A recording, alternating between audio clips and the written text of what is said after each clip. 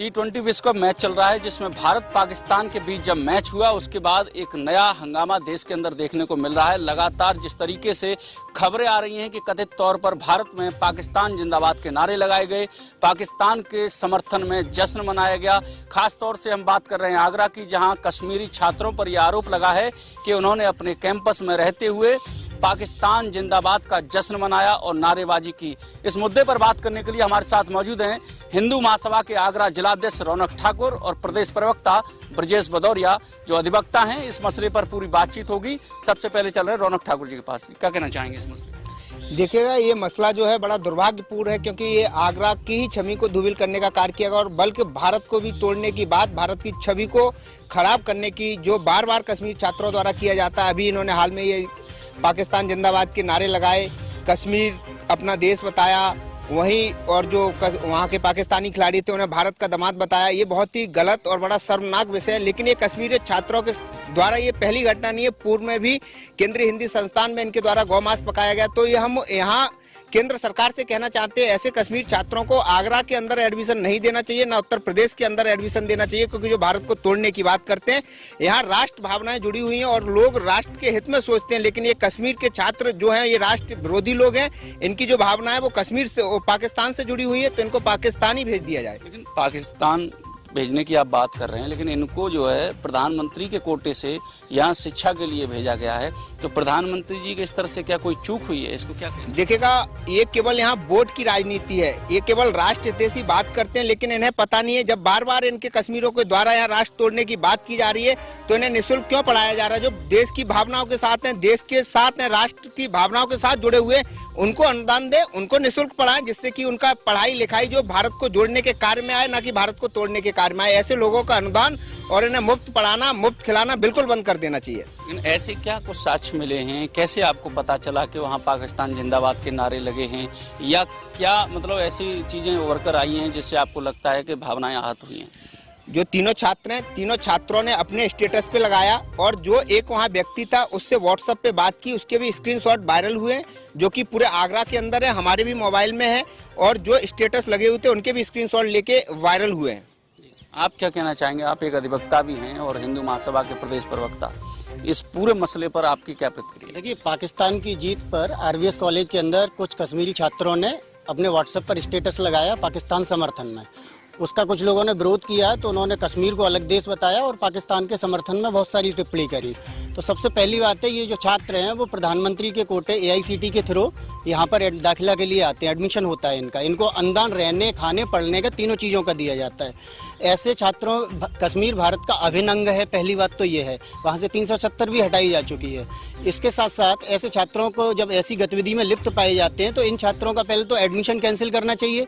दूसरा, इनके ऊपर अभी तक सरकार ने जो भी खर्चा किया है उसकी रिकवरी तुरंत करनी चाहिए और ऐसे छात्रों को पाकिस्तान भेजने का कार्य हिंदू महासभा करेगी। पूरा खर्चा उठाने के लिए हिंदू महासभा तैयार है। इनके ऊपर जो भी मुकदमे हुए, इनकी गिरफ्तारी हो गई है, लेकिन वो नाकाफी है, इसलिए इनको पाकिस्तान भेज देना चाहिए। और भविष्य में कश्मीरी छात्रों को यदि आगरा के अंदर प्रधानमंत्री कोटा से एडमिशन दिया जाता है तो पहले पूरा उनका बैकग्राउंड चेक कराया जाए एक स्पेशल एजेंसी से, उसके बाद ऐसे छात्रों का एडमिशन आगरा के अंदर कराया जाए, आगरा के पूरे देश के अंदर कराया जाए। अब तक जो जानकारी आ रही है उसमें ये बताया गया कि आरवीएस कॉलेज कैंपस की तरफ से, उसके जो एडमिनिस्ट्रेशन है उनकी तरफ से इन तीनों छात्रों पर कार्रवाई की गई है। लेकिन जो हंगामा बताया गया कि बाहर आरवीएस कॉलेज के हंगामा हुआ, पुतले फूंके गए, तो उसको लेकर के कहीं ना कहीं आरवीएस कॉलेज ने अपने संस्थानों को अनिश्चितकाल के लिए बंद कर दिया है। इस पर क्या कहना? देश की एकता और अखंडता और संप्रभुता से हर हिंदुस्तानी जुड़ा हुआ है और किसी संकाय के अंदर यदि ऐसी गतिविधियां होंगी तो हर एक का खून उबाल लेगा। और जो भी हुआ है वो मेरे हिसाब से तो बहुत कम हुआ है, और लोगों को और उतर के सड़कों पे आना चाहिए और भरपूर विरोध करना चाहिए। आप क्या कहते हैं? इस आरवीएस कैंपस ने अनिश्चितकाल के लिए अपने कैंपसों को बंद किया। देखिएगा, आरवीएस ने जो बंद किया है ये आगरा के लिए बड़ा दुर्भाग्य का विषय है और आगरा की जनता को उन्होंने बंद किया है। आगरा की जनता को अपने बच्चों को ऐसे स्कूल से तत्काल रूप से वापस ले लेना चाहिए, बाकी और स्कूलों में पढ़ाया जाए, जिससे कि अनिश्चितकालीन के लिए वास्तव में बंद रहे, क्योंकि जो हमारी देश को तोड़ेगा, हमारे यहाँ के माहौल को खराब करेगा, ऐसे यहाँ हम आंदोलन भी करेंगे, प्रदर्शन भी करेंगे। जब तक हमारी सुनवाई नहीं होगी हम आरवीएस का भी पुतला जलाने के लिए तैयार हैं। अगर वो कहीं भी ऐसा सोच रहे हो कि ये आगरा है और यहाँ हमारे हिसाब से आगरा चलेगा, ये आगरा केवल देश की भावना और राष्ट्र हितैषी भावनाओं से चलेगा। अभी तक जो जानकारी मिली है उसमें पुलिस की, आगरा पुलिस ने इस मामले में कार्रवाई की है, तीनों छात्रों को गिरफ्तार कर लिया गया है। क्या इस कार्रवाई से आप संतुष्ट हैं?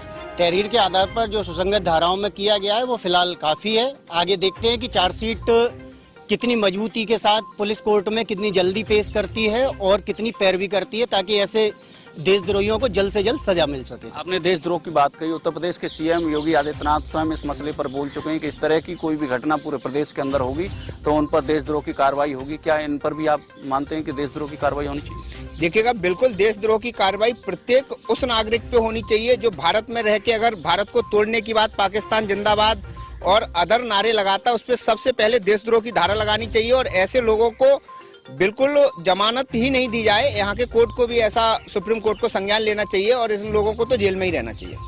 अभी मुख्यमंत्री जी के इस फैसले पर आपका क्या कहना है? जो देशद्रोह का पूरा उन्होंने आदेश दिया है कि देशद्रोह की धाराएं लगाई जाएं। इस फैसले का स्वागत है। इसके साथ साथ मैं एक बात बताता हूं कि सर्वोच्च न्यायालय ये तय करता है कि कितनी ऊंचाई से उज्जैन में जल चढ़ेगा। स्वतः संज्ञान बहुतेरी घटनाओं पर लेता है। ये एक ऐसी घटना हुई है जो पूरे देश के साथ साथ विश्व में वायरल हुई है। ये सुप्रीम कोर्ट को नहीं दिखाई देता है। न्यायपालिका भी बौनी बनी हुई है, उसको इस पे स्वतः संज्ञान लेके एक अच्छे दिशा निर्देश सरकार को देने चाहिए, जिससे सख्त से सख्त सजा मिल सके, त्वरित कार्रवाई हो सके ऐसे जो भी अवांछित तत्व हैं उनके ऊपर। कहीं ऐसा तो नहीं कि जो खेल भावना है वो किसी बाउंड्री लाइन से बंधी हुई नहीं होती, ऐसा जानकार कहते हैं। कहीं उस भावावेश में आकर के तो नहीं ये जश्न मनाया गया? हम नमक भारत का खाते हैं तो चाहे जो भी भावना रही हो, हमारी नैतिक जिम्मेदारी है कि हम भारत की आखिरी सांस तक बजाएंगे। तो ये थे हमारे साथ हिंदू महासभा के पदाधिकारी जिन्होंने बेबाक तरीके से अपनी बात रखी है।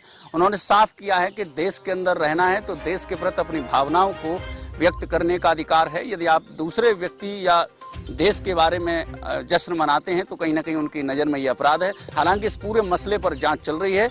देखना होगा कि क्या कुछ कार्रवाई ऐसे लोगों पर होती है जिन पर ये आरोप लगा है। फिर होगी मुलाकात किसी नए वीडियो में। नमस्कार।